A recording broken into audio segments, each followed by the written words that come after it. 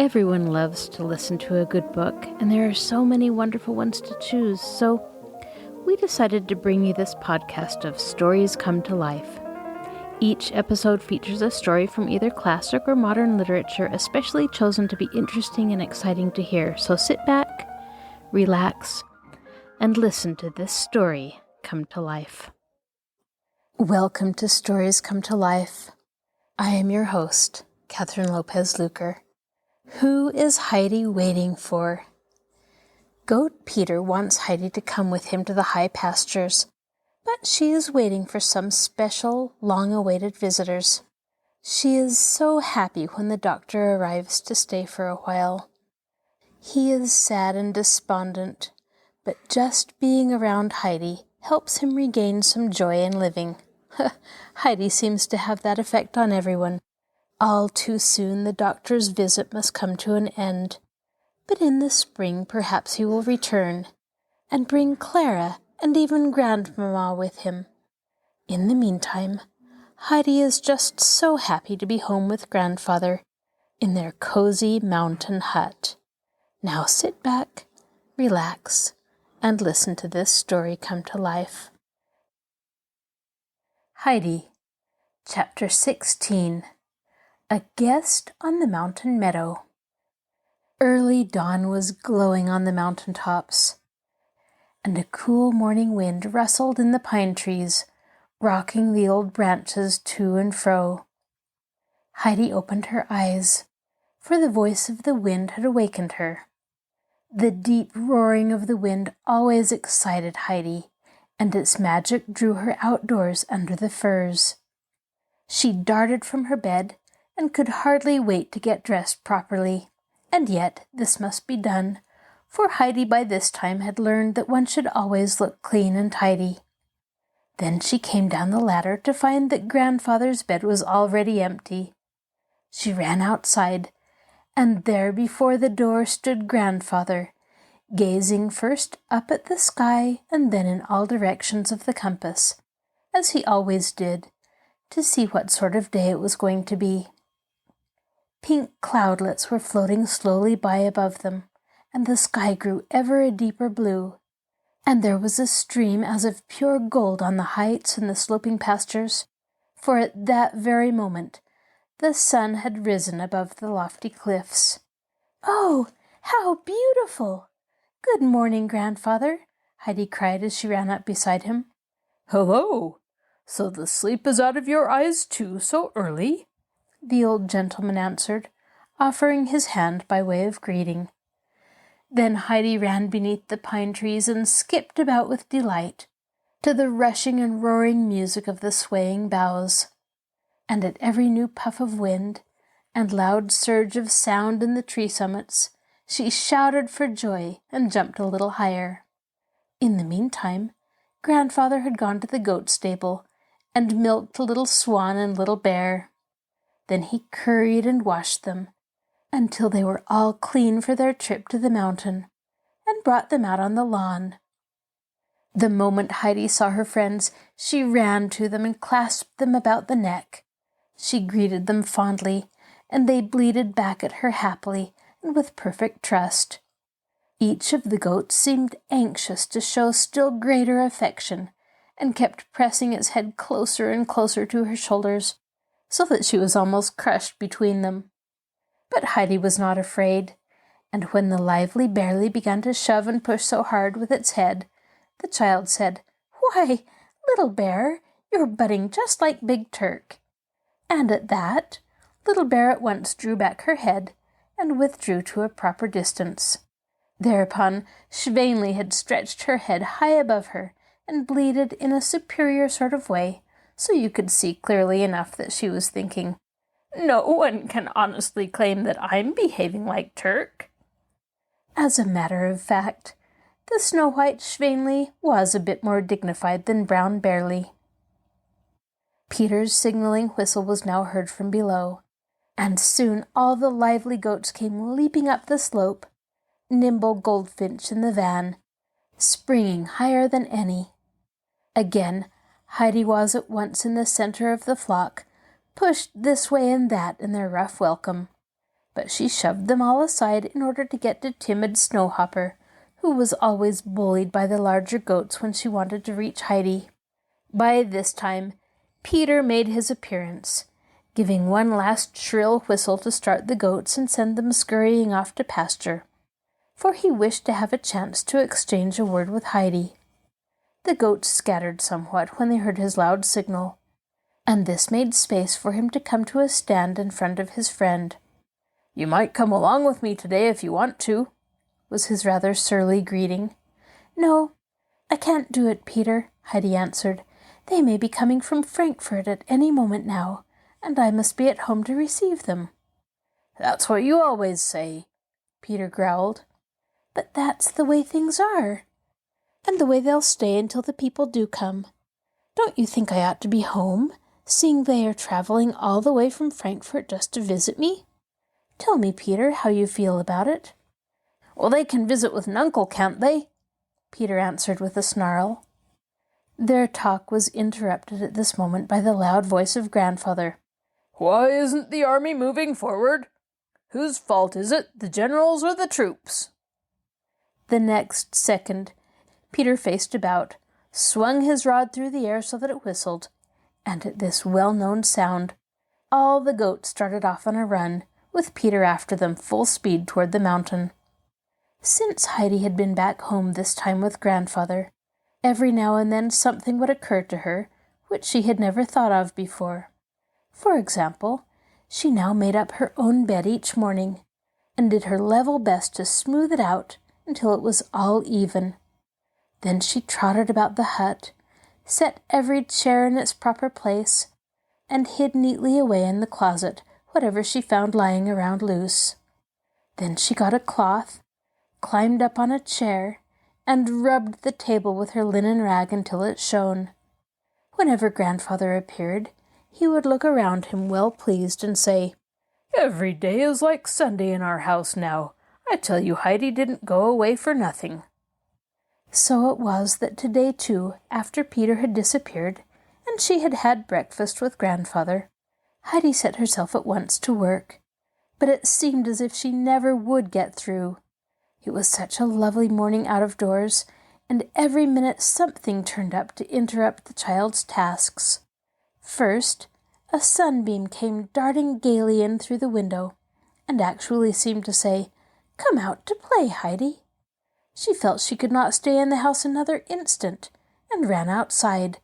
The sparkling sunshine rested on the meadow about the house, and it spread its brightness on all the mountains, and far off down into the valley. The ground on the slope where she had stood looked so dry that she had to sit down on it and look all around her for a little while. Then suddenly she remembered that she had left the three-legged stool right in the middle of the hut, and that she had not polished the table since breakfast.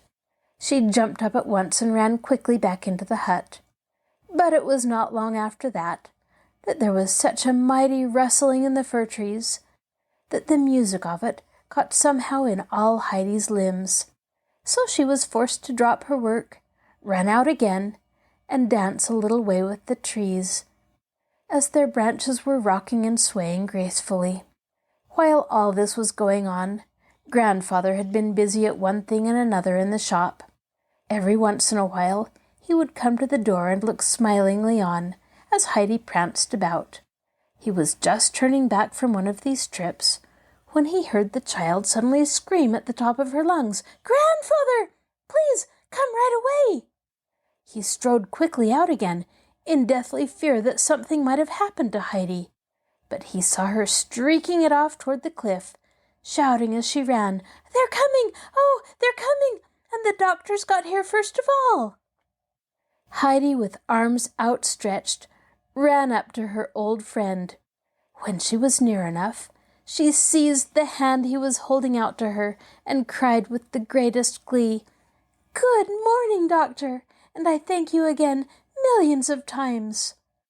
"God greet you, Heidi," said the doctor with a kindly smile. "But why do you thank me the moment I arrive?" "Because you let me come back to Grandfather," the child answered. The doctor's face lighted up as if with sunshine. He had not hoped for so hearty a welcome in the Alps. He had felt very lonely while toiling up the mountain path, and had been so wrapped in his own thoughts that he had no eyes for the beauty of the scene around him, and had not noticed how it kept ever increasing in beauty. He had been afraid that Heidi would have almost forgotten him, for they had seen so little of each other, and besides, as the message he had for these people was sure to be a disappointment to them, he felt they would not care to welcome him, because he had not brought the expected friends along. Instead of this, however, Heidi's eyes were shining with pure joy, and here she was, filled with thankfulness and love, clinging to her good friend's arm as if she would never let go. With a sudden rush of fatherly tenderness, the doctor took the child's hand in his. "Come, dear," he said with his kindliest smile, "take me straight to your grandfather and show me where your home is." But at this, Heidi stood still and looked wonderingly down the mountain slope. "Where did you leave Clara and Grandmama?" she asked. "That's just it. Now I'll have to tell you something that will hurt you almost as much as it does me," the doctor answered. "You see, Heidi, I am all alone. Clara was very sick and no longer fit to travel, and so Grandmama didn't come with me either. But early next year, as soon as the days get warm and long again, they are coming, sure as anything." Heidi was completely taken aback by this news. For a moment, she could not grasp the fact that what she had all along thought to be so certain had suddenly become untrue. She stood without moving when she heard this unexpected message. The doctor had nothing to say, and there was absolute quiet all about them. The only sound that broke the stillness was the roaring of the wind in the trees high above their heads. Then all at once it dawned on Heidi why it was she had run down the mountain, and that the doctor had come. She looked up at him. There was something so sad in the gaze that rested on her that she had never seen one like it before. The doctor had never looked at her that way in Frankfurt. It went straight to Heidi's heart. She couldn't bear to have anyone unhappy, and least of all the nice doctor. It must surely be because Clara and Grandmama could not come with him. She sought for some way of comforting him, and hit upon it at once. "Oh, spring will be here before long, really, and then they're sure to come," Heidi said to comfort him. "It never takes long where we live, and then you'll see they can stay all the longer with us. And Clara will like that lots better. And now, let's go see Grandfather." Hand in hand, the two good friends started for the hut. Heidi wanted so very much to make the doctor happy again that she once more assured him it never took long on the mountain meadow for the long summer days to come back, really almost before you noticed it. And so Heidi talked herself into a happier frame of mind, and when they gained the top of the climb, she called gaily to Grandfather, "They haven't come yet, but it won't be long now before they are here too." The doctor was no stranger to Grandfather, for Heidi had already spoken of him very often. The old gentleman held out his hand to their guest and bade him a hearty welcome. Then the men sat down on the bench beside the hut, and did not forget to save a little place for Heidi. The doctor, with a friendly wave of the hand, motioned to her to sit close by him. Then he began to tell how Mr. Sesamon had urged him to take the trip, and how he himself had imagined it might do him good, as he hadn't felt quite strong for a long time. He whispered to Heidi that a certain something that he had brought from Frankfurt for her would soon be coming up the mountain, and this he felt sure would be more fun for her than just seeing the old doctor. The child was all on edge with excitement to know what the thing would turn out to be. Grandfather urged the doctor as hard as he could to spend the beautiful autumn days on the mountain meadow, or at least he must come up every day when it was good weather, for Meadow Nuncle could not exactly ask him to spend his nights with them, because he did not have a bed to offer him. He advised their guest for this reason not to go back every evening way to Ragaz, but to take a room down in the hamlet.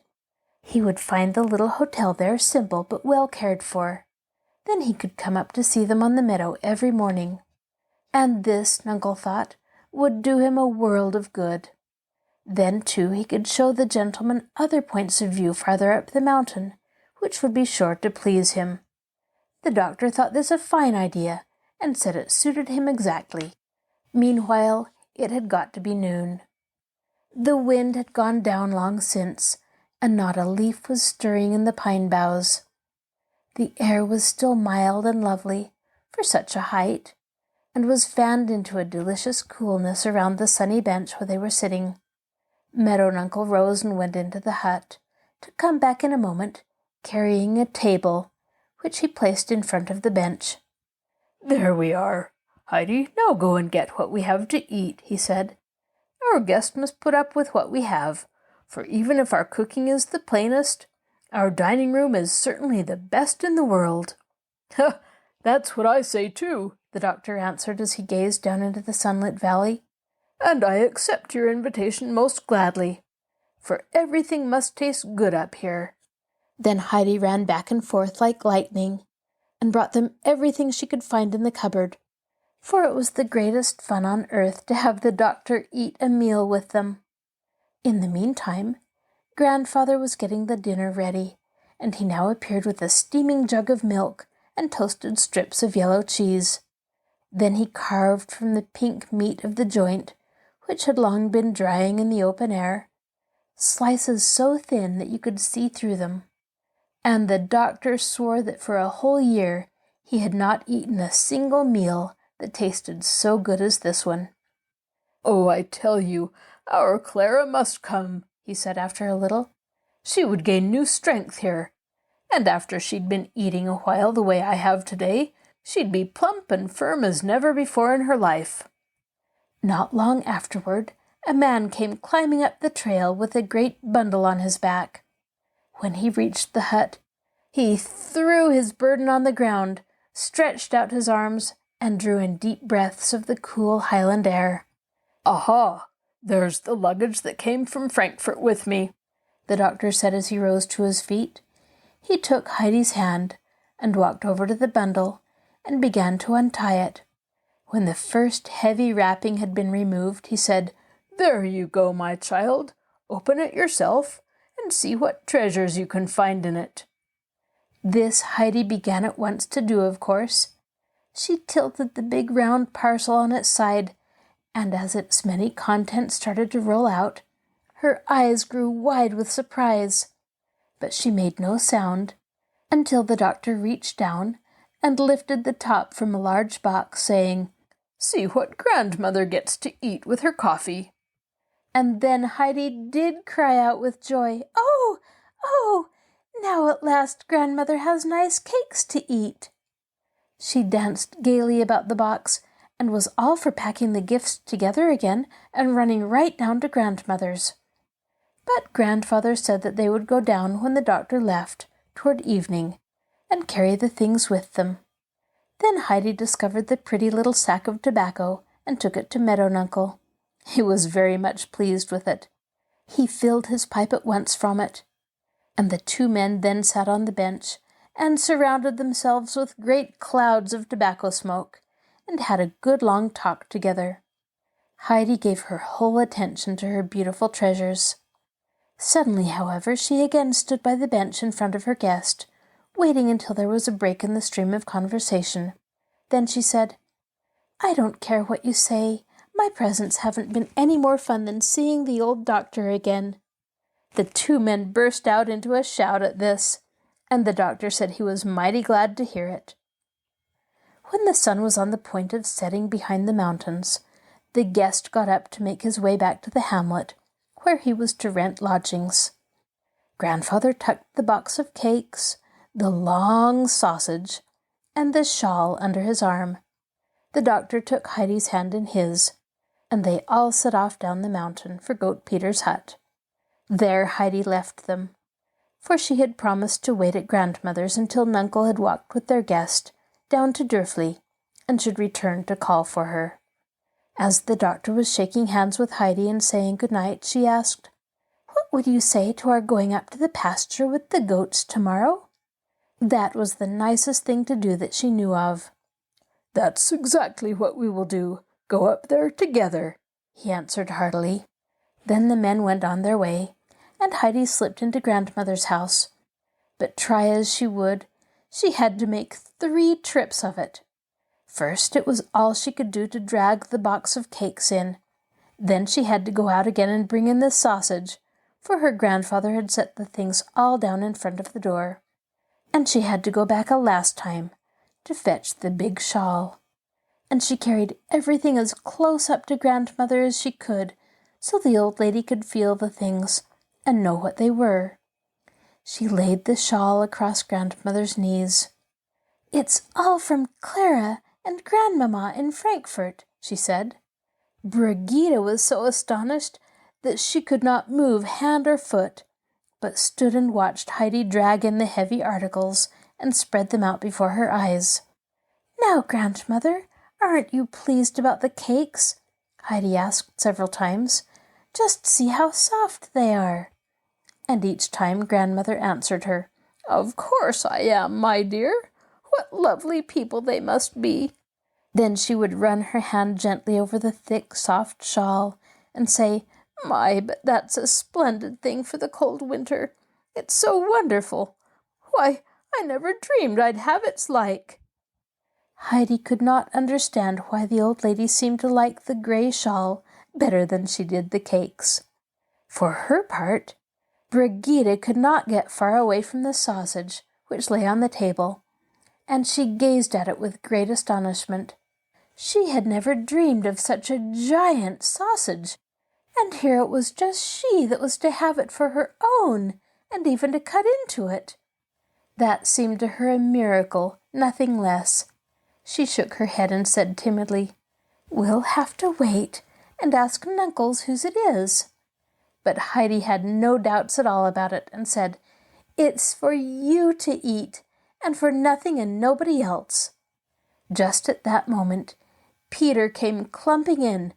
"Meadow Nuncle is right on my heels and wants Heidi to—" So far he got into his speech and no farther, for his eyes had fallen on the table where the sausage was lying, and the sight of it so overcame him that words failed him. But Heidi understood what he was about to say, and stretched out her hand to say good-bye to Grandmother. It is true that Meadow Nuncle no longer went by the hut nowadays without stopping in for a moment to pass the time of day with Grandmother, and she was always more than pleased to hear his step, for he was sure to have a cheering word for her. But today it was late for Heidi, who rose every day with the sun, and her grandfather said, "The child must have her sleep," and was firm about it. So he called good night to Grandmother through the open door, and took Heidi's hand as she ran out to meet him. And under the canopy of twinkling stars, the two wandered toward their peaceful cottage. Chapter 17. A Reward. Early next morning, the doctor was climbing up the mountain from Durfli, in company with Peter and his goats. This well-meaning gentleman tried more than once to start a talk with the goatherd, but with no success, for it was not easy to get Peter to say anything, and the best the doctor could do was to draw a few short words in reply to his questions. So the whole company wandered silently up to the meadow hut, where they found Heidi waiting for them with her 2 goats, all 3 of them as lively as crickets, and as full of gladness as the sunshine that bathed the heights. "You coming along?" Peter said. It was the question he never failed to ask whenever he caught sight of Heidi. "Surely, at least I will if the doctor goes too." Peter looked at her guest out of the corners of his eyes. Then Grandfather came out of the house, carrying their luncheon bag in his hand. First he saluted the doctor very respectfully, and then he walked over to Peter and hung the bag over his shoulder. It was heavier than it usually was, for Nuncle had put quite a piece of ruddy dried meat in it. He thought their guest might like to have it, by the time they had reached the upper pasture, and might enjoy eating dinner up there with the children. Peter smiled almost all the way from one ear to the other, for he guessed that there was something specially fine in the bag. The climb up the mountain was now begun. Heidi was entirely surrounded by her goats. They kept butting one another out of the way, for each animal wished to be next to her, and so for a while she was shoved along in the midst of the flock. But at last she stood still and said, "Now run along like nice children, and don't keep coming back to push me about so. I want to walk away with the doctor." Then she gently patted the back of Schneehöppli, who was always right beside her, warning this animal especially to be very obedient. With that, she edged her way out of the herd and walked with the doctor, who took her hand and held it fast. He had more success in getting Heidi to talk than he had with Peter. She started at once to chatter, and she had 1,000 things to tell him about the goats and their queer ideas, about the highland flowers and the cliffs and the birds. So many things, in fact, that before they knew it, they had got to the pasture. But while they had been thus busy during their way up the mountain, Peter had been frequently frowning at the doctor and casting at him sidelong glances, which would have scared him terribly if he had noticed them. The doctor, however, remained ignorant of this fact. When they came to the end of their journey, Heidi led her dear friend straight to her favorite spot, to the place where she always went to sit down and gaze about her. And here they dropped down on the ground and began to drink in the beauty of the scene. The golden sun of autumn shone on the peaks around about them and on the green valley far below. The tinkling of goat bells came up to them from the lower mountains on every hand, gentle and sweet, as if they were promising peace to all the world. Golden sunbeams flashed twinkling and gleaming lights here and there in the great glacier above them, and grim Falkness reared its towers of rock with all its old-time splendor high into the deep blue of heaven. The wind of morning breathed softly and deliciously over the face of the mountain, and stirred with its gentle touch the few bluebells still left from the thousands of summer. And they nodded their tiny heads sleepily in the warm sunshine. The big bird of prey flew high in the air in ever-widening circles, but he did not scream today. With wings widespread, he floated peacefully through the blue haze of light and took his ease. Heidi's eyes missed no part of it. It was so beautiful, every bit. The flowers nodding gaily, the blue sky, the happy sunshine, the birds contentedly hovering in mid-air. The child's eyes shone with joy. She glanced at her friend to see if he was noticing all this loveliness, for until this moment the doctor had been silently looking about him, sunk in his own thoughts. But now as he caught Heidi's glowing look, he said, "Oh, my dear, it might be very beautiful here. But tell me, if a man brings a sad heart to this spot, how can he go about things so that he can enjoy it all?" "Oh ho!" Heidi cried happily. "Your heart is never sad here, but only when you're in Frankfurt." A smile passed over the doctor's face, but it went as quickly as it had come.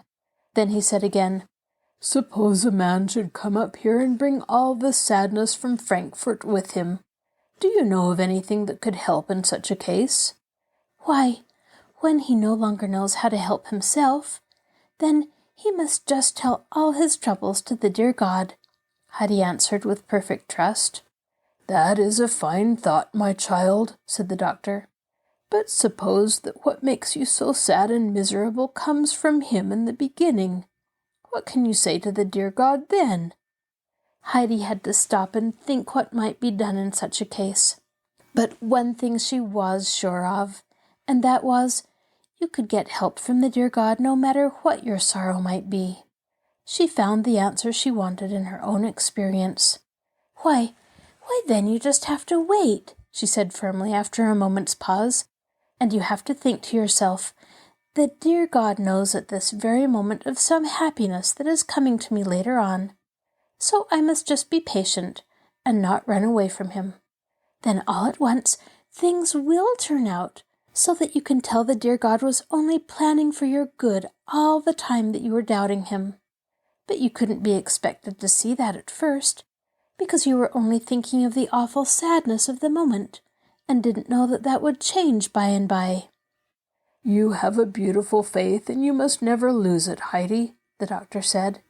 He looked for a while without speaking at the vast rocky mountains across from them, and then down into the sunlit valley of green. Then he went on to say, You see, Heidi, a man might be sitting here with a great shade over his eyes, so that he could not take in any of the beauty which surrounded him, and then his heart might be sadder than ever, just here where it is so lovely. Can't you see that? A pain shot through Heidi's happy heart at these words. The great shade which the doctor said lay across his eyes made her think of Grandmother, who was never again to see the bright sun and the beauty of the uplands. That was a sorrow that always awoke to new life in Heidi's heart whenever the memory came to her.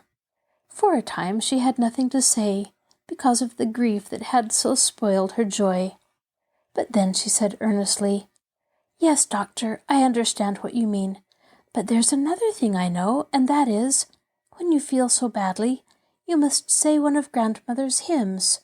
It's sure to make you feel a little brighter anyway, and sometimes it helps so much that you're quite cheerful again.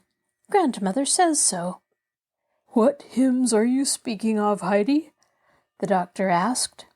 I only know the one about the sun and the beautiful garden, Heidi answered, and a few verses from the other long hymn that Grandmother's fond of. I always have to read them 3 times to her. Say those verses for me, won't you? I'd like to hear them too. And the doctor settled down to listen very carefully. Heidi folded her hands and thought for a moment before speaking. Shall I begin at the place where Grandmother says faith always comes back into her heart? The doctor nodded his head in assent. Then Heidi began, Have faith that he will lead thee, thy Saviour wise and true, that he will ever feed thee in wondrous pastures new. He shows the ways of living to those who heed his word, his love and counsel giving, where'er his voice is heard. At times he seems to leave thee, nor sees thy searching hand. Though doubt and sorrow grieve thee, he hears not thy demand, as if his face were hidden for ever from thy sight, and hope itself forbidden to pierce the gloom of night. But if thy faith uphold thee through evil's loud alarms, he comes again to fold thee within his tender arms. He never fails to quicken the spirit sore oppressed. All who are heavy stricken find his eternal rest. But after she had been reciting for a while, she suddenly came to a stop, for she was not sure that the doctor heard what she was saying. He had put his hand over his eyes and was sitting perfectly still. Heidi thought perhaps he had dozed off for a moment. She decided to wait until he woke up again, and then, if he wanted to hear some more verses, he would tell her so. Not a sound came to break the deep silence. The doctor did not speak, but he was not sleeping. His mind had been carried back to long forgotten days. He was again standing, a little boy, beside the chair of his dear mother. She had put an arm around his neck and was reciting to him the hymn that Heidi had just been saying, the verses that he had not heard for many long years.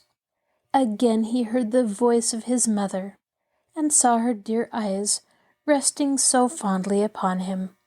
And after the words of the hymn had died away, the pleasant voice seemed to be speaking other words to him. The doctor must have loved to listen to them again, and must have been thinking of them, for he sat there a long time, his face still buried in his hands, silent, without movement of any sort. When he finally straightened up, He noticed that Heidi was looking at him oddly. He took the child's hand in his. "Your hymn was lovely, Heidi," he said, and his voice was more cheerful than it had been. "We must come up here some other day, and then you can recite it for me again." While this was going on, poor Peter was just as busy as he could be, getting rid of his anger. It was several days now since Heidi had come up with him to the pasture, and now that she had got there at last, this old gentleman spent all his time with her, and gave him no chance to be with her at all. This made him hopping angry, and he didn't think it fair. So he sat down quite a way off, and behind the gentleman's back, so that the unsuspecting doctor could not see him, when he doubled up his fist and shook it threateningly, or yet later when he clenched both his fists and waved them in the air. And the longer Heidi remained sitting beside her friend, the more wildly did Peter double up his fists, the more madly did he shake them at the back of his enemy's head.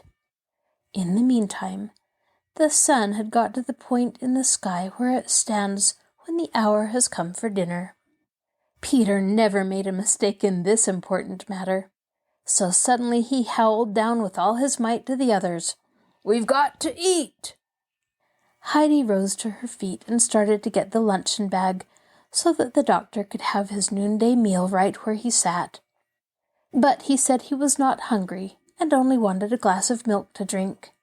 After that, he'd like to walk around the mountain a bit and then climb higher up. Thereupon, Heidi found out that she was not hungry either, and also wanted nothing but milk. And then she'd like to take the doctor up to the big moss-covered stones, where Distelfink once upon a time had almost jumped down, and where all the spicy herbs grew. She ran over to Peter and explained it all to him. She told him first to get a bowlful of milk from Schweinli for the doctor, and then another one for her. Peter gaped open-mouthed at Heidi for an instant, and then he asked suddenly, "Who's to have what's in the sack?" "You are," Heidi answered, "but first you must hurry and get us our milk." Hurry, must he? Never in his life had Peter done anything half so quickly as he now milked Schweinli. For he saw the luncheon bag right there before him, and he didn't know what the contents looked like, and they belonged to him. The moment his two companions had quietly drained their milk and turned away, Peter opened the bag and took a peek at its inside. When he caught sight of the wonderful piece of meat it contained, Peter was all a-tremble, and he had to have another look in the bag to make sure that the meat was real. Then he thrust in his hand to take out the welcome gift and eat it, when suddenly he drew his fingers back again, as if he did not dare seize it. For he remembered how he had stood there behind the gentleman's back and shaken his fist at him, and now that very same person was giving him a whole dinner, the like of which he had never seen. And suddenly Peter was sorry for what he had done, for he felt as if his silly act now kept him from taking out the fine present and eating it. Then all at once it came to him what to do. He jumped to his feet and ran back to the spot where he had stood a few minutes before. When he got there, he stretched his open hands high above him, as a sign that clenching his fists no longer meant anything. And in that position he stood for some little time, until he felt that the whole matter was forgiven and forgotten. Then he tore back to the luncheon bag, and now that he had straightened things out with his good conscience, he was able to set to work upon his unusual dinner in perfect enjoyment. The doctor and Heidi had been wandering about together for a long while, and had been enjoying themselves extremely. But then the doctor found that it was time for him to go back, and thought too that the child would not be sorry to spend a little while longer with her goats. Heidi, however, had no idea of doing this, for if she did, the guest would have to make the long return trip all by himself. So she insisted that she would walk with him as far as her grandfather's hut at least, and perhaps a little way farther.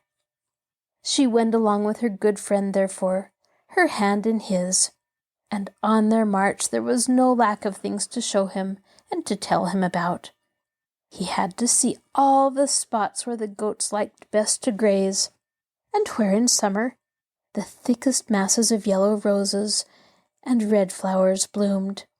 She knew about these flowers and many others, for Grandfather had taught her their names, as far as he himself knew them. But at last the doctor said that he really must be going. They said good-bye to each other, and he took the path down the mountain. But every now and then he would turn back to see Heidi still in the place where he had left her, following him with her eyes and waving her hand to him. Just so had his own dear daughter done whenever he used to go away from home. It was a clear, sunny autumn month. Each morning without fail, the doctor would come up on the mountain, and then they would start off at once on some delightful trip or other. Often he accompanied Meadownunkle on an excursion high up into the Rocky Mountains, where old weather-beaten fir trees nodded down at them, and the great bird of prey must have had his nest somewhere about there, for he often shot past quite close to the heads of the two men with a mighty whir of feathers and loud screaming. The doctor found great pleasure in his companion's conversation, and could not but be amazed at Nunkle's store of knowledge about the many plants around them on the mountainside. He knew what they could be used for.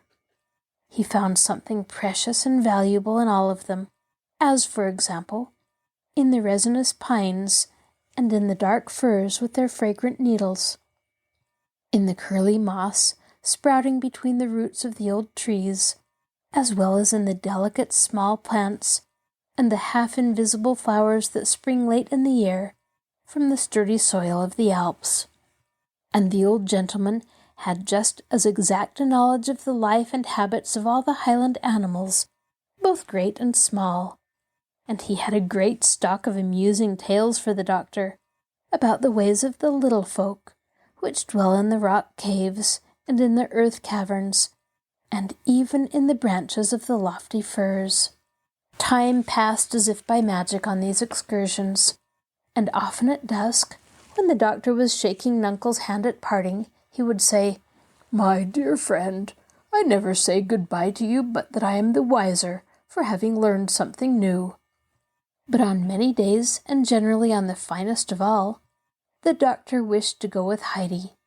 At such times, the two often sat together on the beautiful spur of the mountain where they had been the first day after his arrival, and here Heidi had to recite the verses of her hymn again and tell the doctor everything she was thinking about. And Peter would often be crouched behind them as they sat and talked, but by now he had grown quite tame and no longer shook his fists at them. So the fair month of September drew to its close. Then one morning the doctor came, but he did not look by any means as happy as he usually did. He said that this was his last day, and that he had to go back to Frankfurt. He did not like this at all, for he had grown to be as fond of the mountain as if it were his own home.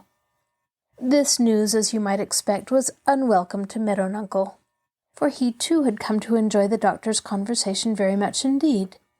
And as for Heidi, she had grown so accustomed to seeing her beloved friend every day that for the life of her she could not understand why their joy should have such a sudden end.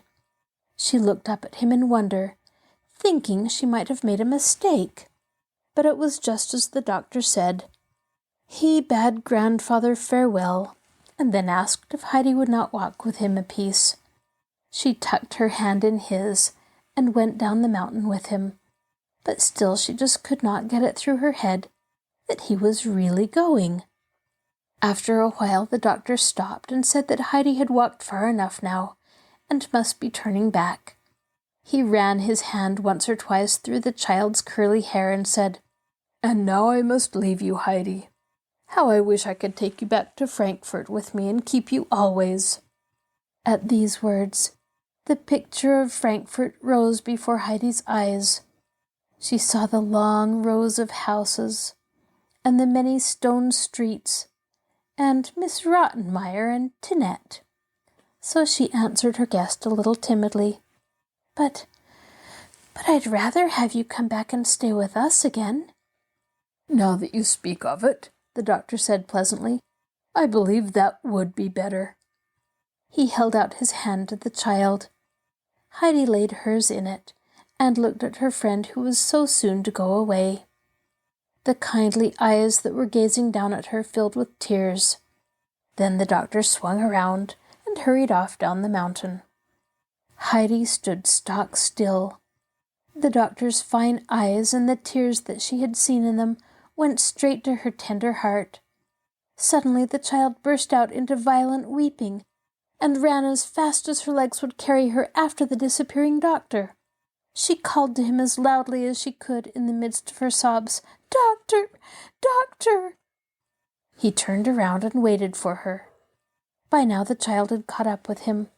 The tears ran down her cheeks as she sobbed out, "Oh, surely I'll go with you right away to Frankfurt, and I'll stay with you as long as ever you want me, but first I must run fast and tell grandfather about it."